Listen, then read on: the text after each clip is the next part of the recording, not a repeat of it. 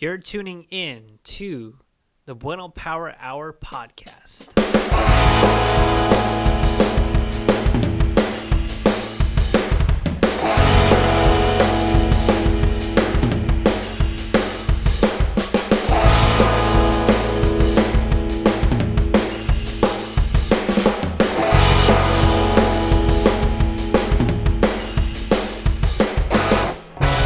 Hey guys, welcome to another episode of the Bueno Power Hour podcast. I am your host, Arthur Bueno, and I got a special one for you in this episode because we are back into the In the Scene series. We will be talking about a local band from Fresno called Call Me Greyhound. And man, I've been kind of anticipating doing one of these episodes for a while now just because it's a way to sort of celebrate, music that has been, I guess, forgotten in the scene. And obviously for me, I know that if it weren't for these bands, I wouldn't be the musician I am today.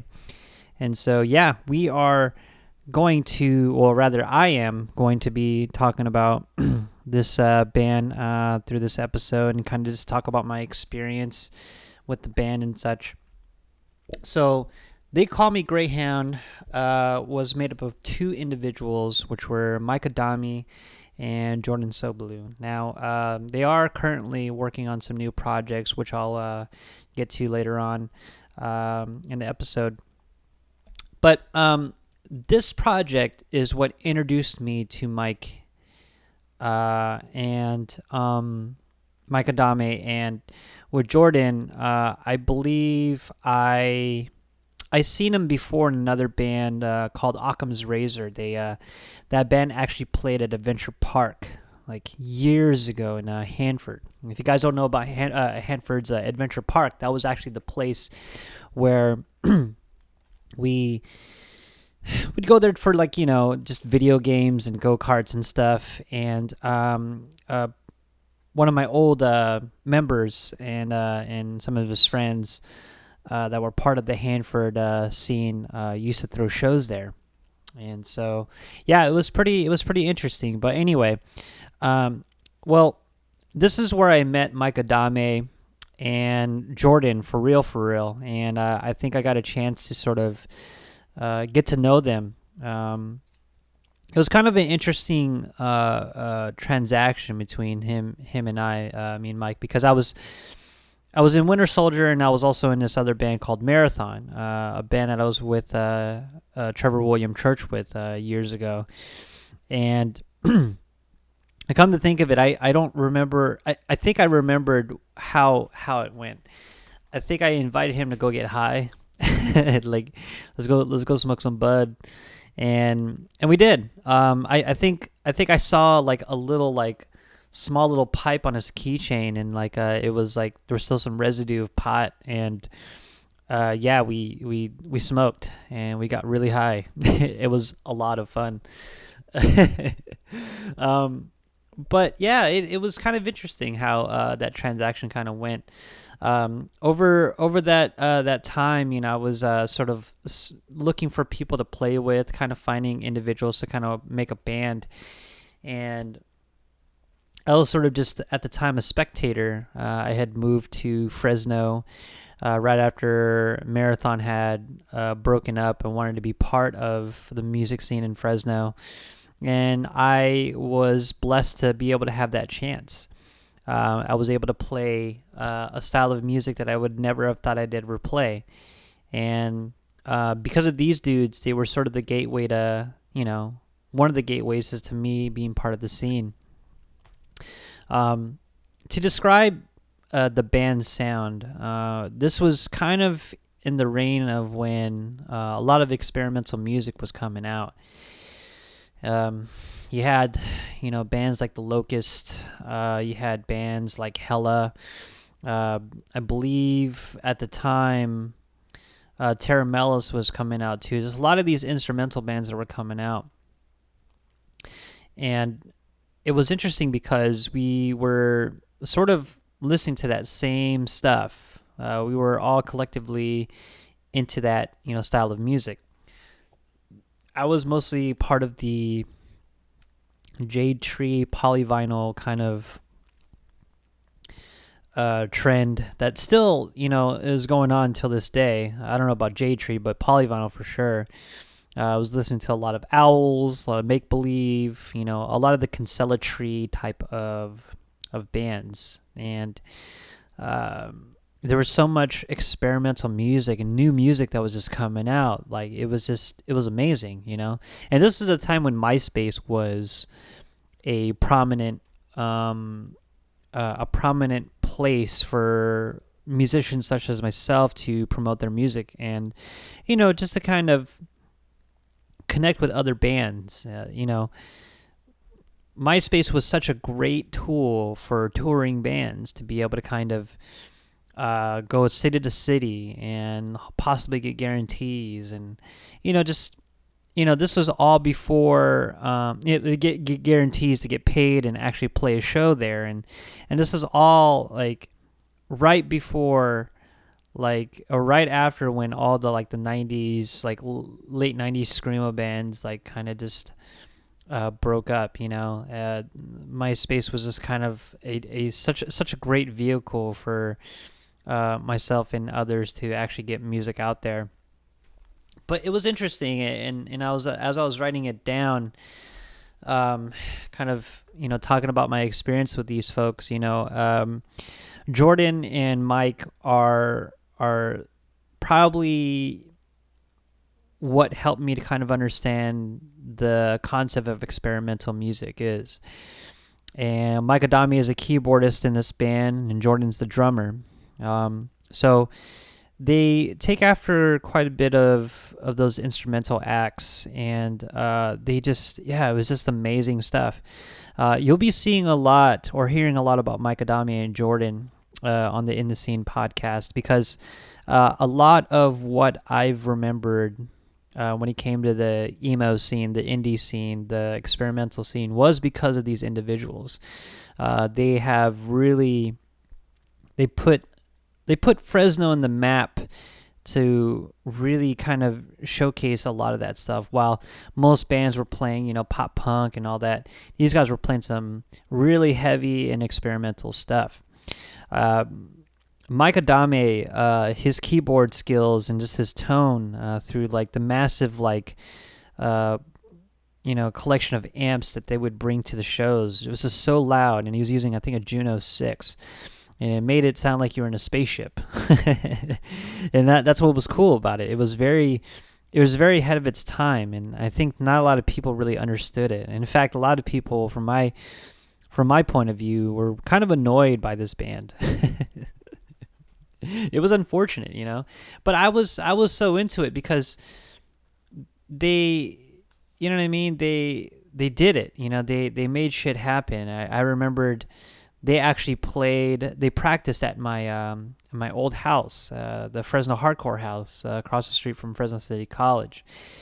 And it's kind of a strange, thing to think about, how much these two individuals how much work they put into the scene, and still, I feel, at least still to this day, they're not appreciated as much as they should be. But yeah, I love it. I love this band quite a bit, and it's a band that I still, every once in a while listen to this band, and just to kind of get some ideas and seeing what I had missed, and what I was taking away from this style of music.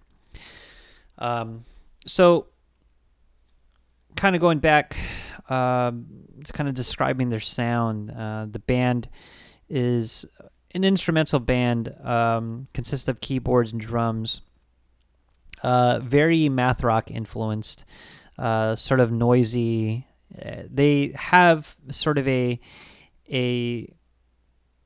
think of it as like lightning bolt, but on keyboard. You know what I mean? This was kind of the early years of Jordan and Mike's, showcase of skills and sort of their thought process when it came to writing music. And I mean, both of them have grown so much from this project. And you would think, right, like after this project, it would just stay still. No, I mean, now, like with their newest projects, they really got song structures down, and they really are particular as to how they create and how they conceptualize their sound, and how they want to kind of craft what they want to sound like. You know what I mean? I know I'm being kind of repetitive, but this is it's kind of cool just sort of going back into listening some of this stuff. So enough blabber, enough talk. I'm going to go ahead and introduce you to one of their songs here. And if you listen clearly, you'll hear me like in the beginning of the song. That's just because I was actually there to actually listen to or actually witness them recording music. And I actually have a photograph of them from years ago that I need to scan, that I took for a photo project at their practice space, their former practice space. So this is They Call Me Greyhound. The song's called Gonna Getcha Getcha Getcha from the Strong Woman EP. All right, guys, have a listen.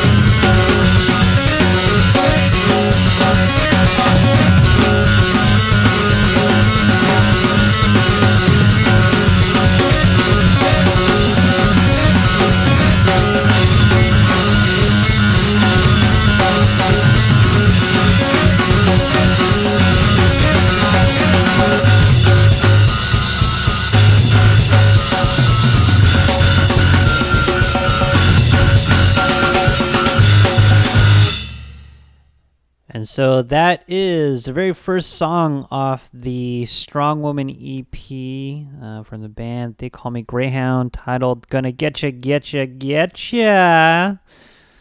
Man, let me tell you something. This freaking band was freaking sick, dude. I'm gonna tell you. It's kind of sad that this type of music doesn't really exist anymore in Fresno. Not that I know of, at least. There isn't really much room for experimentation because people don't really accept that kind of style of music anymore. Back then it was pretty it was pretty experimental, you know what I mean? Uh, just knowing that crazy folks out there are willing to kind of just try out anything and try to make something good out of it. But I digress. So, over the course of like the years, I think it was like a couple of year project between the both of them. They decided to sort of disband, and for good reason. I mean, I think they were kind of sort of tired of doing this project, and I think that with Mike, especially with Mike, I remembered I think they both started living in the Bay Area, and he just wanted to come home, and he decided to join me into playing in the band Elmo Marconi. I don't know if I don't remember if that's the right information, but it was just the point where he just wasn't seeing it. It seemed as though that he wasn't really seeing the vision of They Call Me Greyhound anymore, and he wanted to do something different. And so he became my keyboard player, and we actually were a band for a good 4 years until we decided to kind of just call it quits. A lot of history between him and I in a band. Even to this day, he's still playing music, still out there playing shows, and it's pretty fantastic. It's really cool how much he's grown since then. He's actually playing bass now, and it kind of makes sense. The dude is very talented, and he's always been such a great musician. I definitely love his work, and have even though I'm his friend, I am I think more of a fan now than a friend, because I don't really talk to him. I haven't talked to him in I don't know, 3 years. Here and there we would speak, but I would think I'd talk to Jordan a little bit more than him. That's just because he's always busy. He's always been a busy dude. He's always been part of the music. He would later be doing other projects. I think he did Race Legs. Yeah, Race Legs. He was part of that project, which I'll cover. Fierce Creatures, which I wasn't really a big fan of, but they were a prominent figure in the scene. So that's something that I definitely will try to cover and maybe visit, because I'm a little interested in that. What else? He had a side project called Grand Canopy, and that was such a great project. I love that project so much. I was actually part of it on one song, and it was last EP he had released. And now he is going to be he is part of a band called Ultra Diamonds, which will soon be coming out with I think it's an EP, or I think they're going to be doing a full length. I'm not so sure, so I have to kind of get back to you guys on that. Now, as far as Jordan is concerned, Jordan was, and he was part of a band called Occam's Razor. He was actually in a screamo band. That really they're so underrated, and they were such a prominent figure, at least for me in my life, when it came to kind of fast-paced music, and just sort of the idea of making strange structures try to work. When Mikey O'Connell was the guitarist for that band, and he was gonna be in other bands afterwards that never really made it. At least that I know of. I mean, their sort of chemistry was just really strange and so interesting. It was almost experimental and very screamy, and just there's a lot of metal elements into it, and then there's a lot of punk elements to it as well that I loved.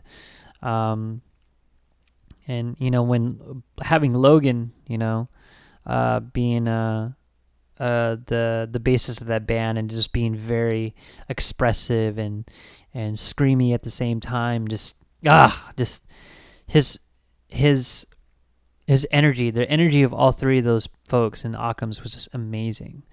So that was the band. That was one of the bands that he was in prior to They Call Me Greyhound. Now, right afterwards, when he had finished They Call Me Greyhound, he actually was in other instrumental bands.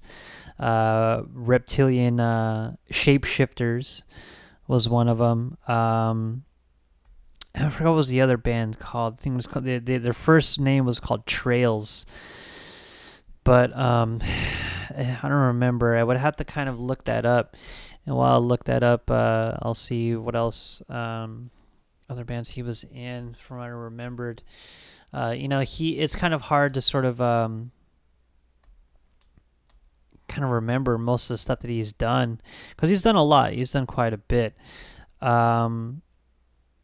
But yeah, I think that his current work right now is with Reptoid, which is a one-man project that he did or is currently doing right now, and it's pretty fucking fantastic, you know.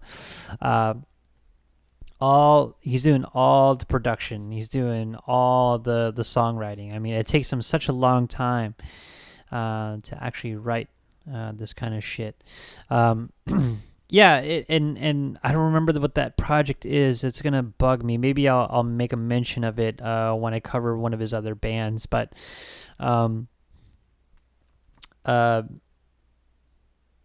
yeah, I mean, he and Mike still have a pretty close relationship, and you know, they still kind of record together. I remember that Mike and Jordan did, I think, on recording, he actually had done with Light Thieves. That was another band that was pretty interesting as well. That, you know what I mean, that ended up kind of just falling apart, and, you know, thus having Ultra Diamonds, you know, being sort of the afterthought of that band.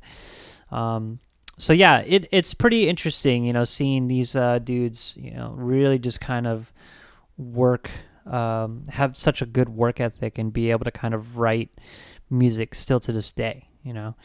I'm very proud of them, and I hope that they continue to work as much as they can.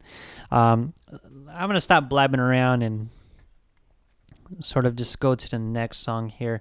Let me see what song we should actually put in. Let's actually do... let's see... I think we'll do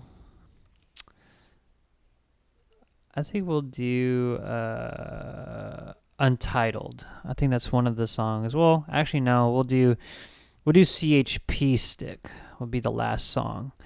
You can actually find their record at the Fresno Hardcore Bandcamp. So yeah, let's go and check out CHP Stick from They Call Me Greyhound off of the Strong Woman EP. Have fun, guys. Take a listen.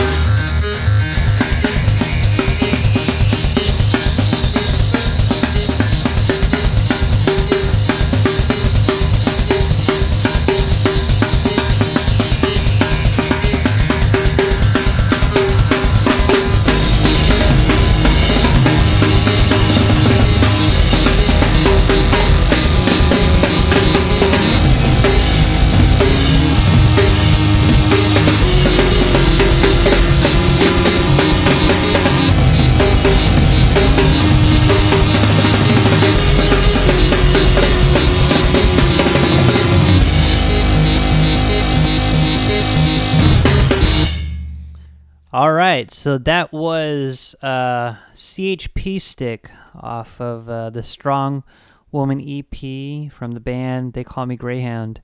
And again, these folks are still writing music in their current projects. One being Ultra Diamonds and the other Reptoid, and they still they still keep a pretty strong relationship with each other. I just kind of wanted to showcase this band because I do appreciate these dudes, and I haven't talked to them for a good amount of years. Fresno has sort of been such a great place for artists to sort of have their start and actually have a chance to, at least at that time, express a certain type of music that no other place would.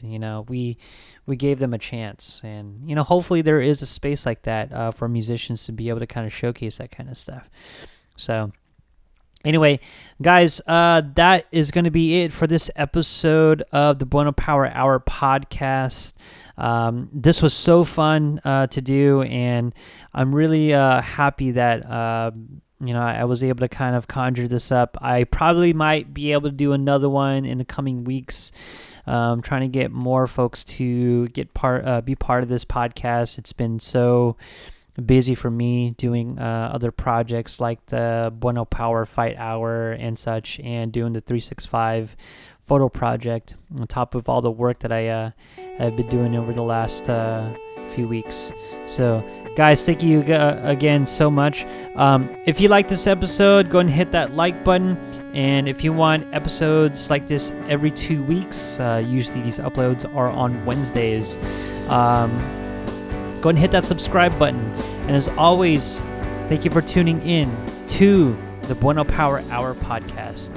See you guys later.